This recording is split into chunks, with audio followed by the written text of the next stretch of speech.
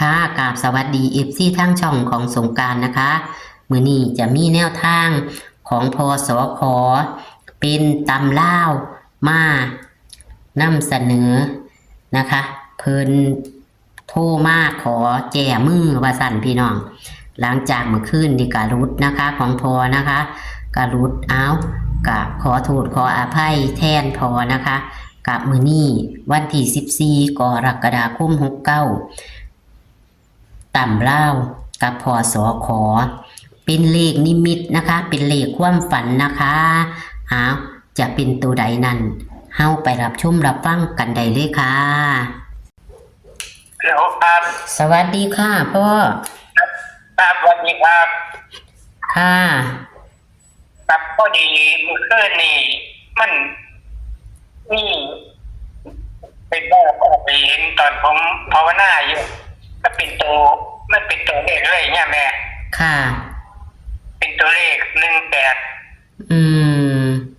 นางภาวนานั่นน่ะบอกพ่อครับเมื่อคืนครับเป็นตัวเลข18เป็นตัวสีขาวแก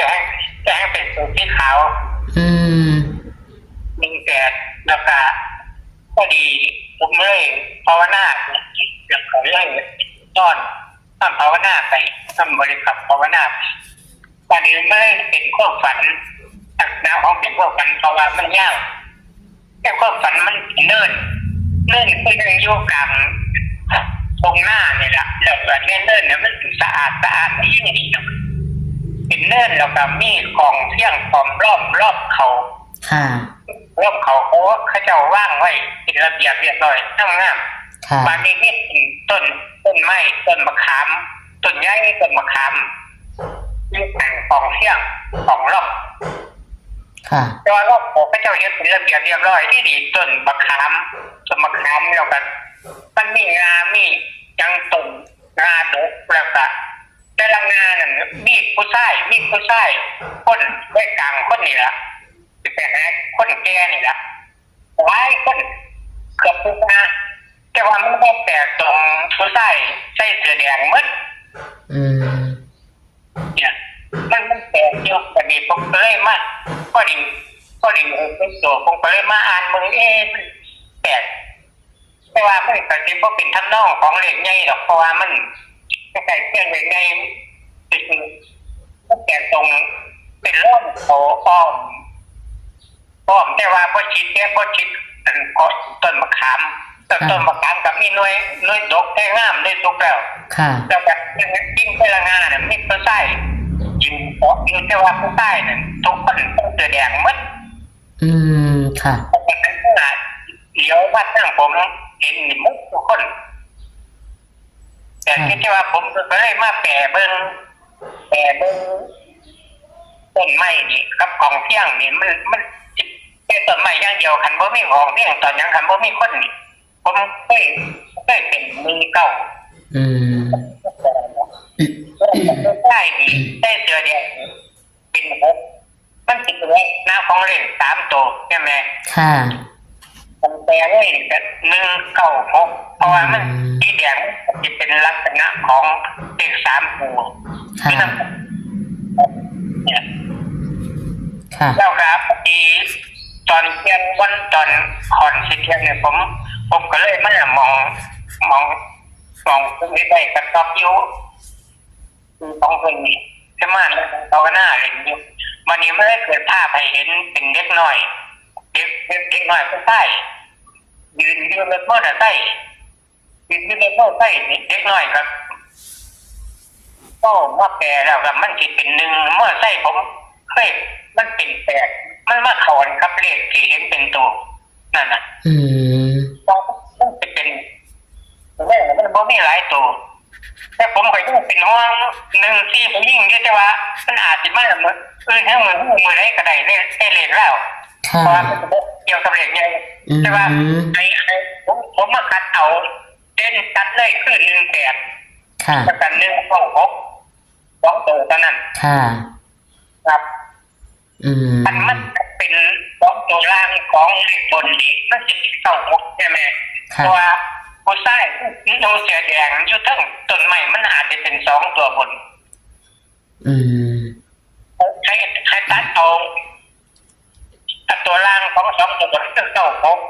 เลข3ตัวนี่196ค่ะ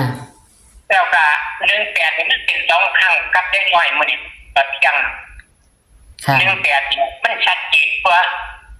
แต่สิบ่กลับเลยครับ18อืม18บ่ต้องกลับบ่ค่ะ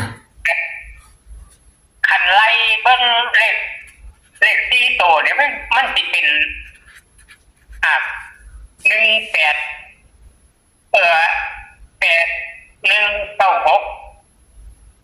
ที่จะว่าเอาแค่นั้นสิเลยครับค่ะเอาแค่118แล้วกัน196แล้วก็ไม่96เป็นตัวคำนวณค่ะ196แล้วก็96เนาะครับมาแยกเป็น2ตัวของ96 19บ่ได้แยกแม่นบ่พ่อเพราะว่าคุณป้าอยู่ตั้งจนไงนูเสียแดงนิดมันอาจจะเป็น2ตัวบนใช่ผู้ใช้ไว้กลางคนค่ะครับแต่ว่านี่ตัวเดียวคุณแม่บ่ให้ตัด19นำแม่นบ่พ่อบ่ต้องตัดเพราะว่ามันสิไปเป็นเลขของ3ตัวเลยเป็นเลขคันเป็นคันบนบ่มาหาเจอเป็นเจ้าแค่18กับ196ตรงแต่ว่าตัดเป็น2ตัวบนก็ได้เพราะว่าเฮาแยกออกเป็น96ค่ะครับแยกให้ตัวเดียวคือ96เนาะครับแยกให้ตัวเดียวส่วนฝันเห็นนั่นตัวเลขนี่ก็คือ18แม่นบ่พ่อครับ18มันสิมันมาป้องกับเด็กน้อยขี่มอเตอร์ไซค์กับบ่ป้องกันครับมื้อนี้บ่ได้เห็นเบอร์มอเตอร์ไซค์ตัวพ่อบ่มีเบอร์ครับมีแต่กับคันเด็กน้อยเด็กน้อยผู้ชายค่ะอายุได้9 ขวบ10 ขวบนี่ละครับค่ะครับมันได้ป้องกันครับ18เพราะว่ามอเตอร์ไซค์ยามใดมันเป็น8ครับค่ะตอนนี้ได้คะแนนเด้อค่ะก็คือให้เนาะค่ะเดี๋ยวหนูจะทวนเนาะค่ะพ่อก็คือเห็นเป็นตัวพอนิมิตเห็นเนาะพอนิมิตเห็นเป็นตัวคือ18ลาบานีเลยมาฝันเนาะค่ะฝันเห็นผู้ชายแล้วก็มีกองเฟี้ยงอยู่ข้างต้นขาม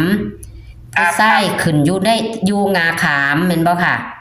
ครับอยู่งาขามหลายคนครับบักหลายคนใส่เสียแดงใส่สีแดงหมดอยู่ทั้งต้นขามเลยครับค่ะพ่อก็เลยตี196ครับ196แล้วพ่อก็เลยให้ตัด96เนาะค่ะครับบ่ต้องเอา19ครับบ่ต้องเอาแต่ว่าก็แล้วแต่เพิ่นสิซื้อเนาะพ่อเนาะค่ะหลายโพดหลายก็ค่าเทียมมันออกก็ให้เพิ่นซื้อโลดค่ะเพราะว่าให้เพิ่นตัดซื้อเอาว่าเพิ่นสิอันเล่นสลับกันขึ้น196นี่มันคือโตดคือจังเขาเจ้าอื่นมันก็ได้คือกันครับค่ะก็คือมีแค่นี้เนาะเลขพ่อค่ะก็ขอบคุณเด้อค่ะที่ให้แนวทางค่ะแก้มือเนาะพ่อเนาะครับแก้มือขึ้นนี่มันสับสนครับมันสับสนหลายแนวมันวันเสาร์วันอาทิตย์มันเลยสับสนบัดนี้เลข14นี่เพราะว่าค่าเทียมมันออกมาแม่นบ่ครับมันสิย้อนไปหน้ามันสิบ่มาเกี่ยวครับขึ้นนี่ครับมื้อนี้มันอาจจะมาย้อนหลังครับอาจจะมาย้อนหลังแต่ว่ามื้อใดว่ามันหลายมื้อจังว่าแต่ว่ามันก็ชัดเจนคือกันครับค่ะได้เสียแดงชัดคือกันค่ะครับค่ะก็ขอบคุณค่ะสวัสดีค่ะพ่อสวัสดีครับ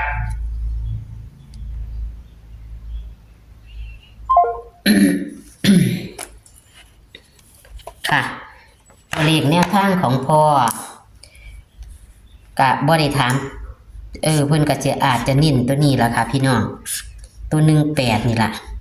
เพราะว่าเพิ่นฝันเห็นเป็นตัวเนาะ18เนาะเพิ่นลืมถามเพิ่นพอแต่ว่าก็ให้ FC พิจารณาเอาล่ะค่ะอาจจะแม่น18นี่ล่ะเพราะว่าเพิ่นฝันย่ำเนาะฝันเห็นเด็กน้อยเพิ่นก็มาตี